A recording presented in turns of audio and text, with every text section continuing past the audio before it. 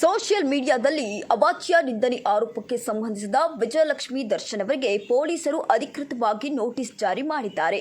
ಪ್ರಕರಣದ ತನಿಖೆಯ ಭಾಗವಾಗಿ ವಿಜಯಲಕ್ಷ್ಮಿ ಅವರ 164ನೇ ಕಲಂನಡಿ ಹೇಳಿಕೆ ದಾಖಲಿಸುವಂತೆ ಪೊಲೀಸರು ಸೂಚನೆಯನ್ನ ನೀಡಿದ್ದಾರೆ. ಪೊಲೀಸರು ಜಾರಿ ಮಾಡಿದ ನೋಟಿಸ್ನಲ್ಲಿ ನ್ಯಾಯಾಧೀಶರ ಎದುರು ತಮ್ಮ ಹೇಳಿಕೆಗಳನ್ನು ದಾಖಲಿಸುವುದು ಕಡ್ಡಾಯ ಎಂದು ಸ್ಪಷ್ಟಪಡಿಸಲಾಗಿದೆ. ಅದರಂತೆ ಶುಕ್ರವಾರ ನ್ಯಾಯಾಲಯಕ್ಕೆ ಹಾಜರಾಗಿ ಪ್ರಕರಣಕ್ಕೆ ಸಂಬಂಧಿಸಿದ ಸಂಪೂರ್ಣ ಹೇಳಿಕೆಯನ್ನ ದಾಖಲಿಸಬೇಕು ಎಂದು ವಿಜಯಲಕ್ಷ್ಮಿಗೆ ಸೂಚಿಸಲಾಗಿದೆ.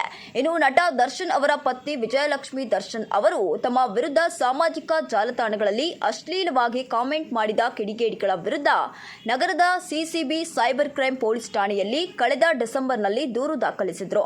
ದರ್ಶನ್ ಪತ್ನಿ ವಿಜಯಲಕ್ಷ್ಮಿ ಸೈಬರ್ ಕ್ರೈಂ ಪೊಲೀಸರಿಗೆ ದೂರು ನೀಡಿದ ಹಿನ್ನೆಲೆಯಲ್ಲಿ ಸಿಸಿಬಿ ಪೊಲೀಸರು 3 ತಂಡಗಳಾಗಿ ತನಿಖೆ ಆರಂಭಿಸಿ ಮೇಟಾ ಸಂಸ್ಥೆಯಿಂದ ಕೆಟ್ಟ ಕಮೆಂಟ್ ಮಾಡಿರುವ ಖಾತೆಗಳ ಕುರಿತು ಮಾಹಿತಿಯನ್ನು ಕೇಳಿದ್ರು.